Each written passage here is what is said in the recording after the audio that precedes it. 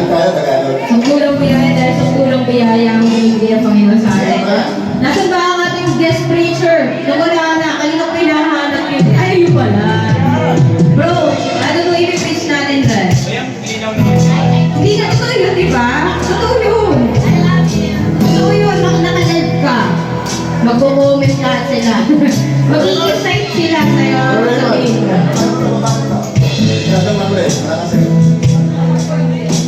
Mag-i-insight daw lahat ng mga comment.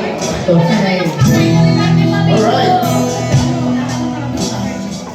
Laki ng subo, laki ng subo. Yan.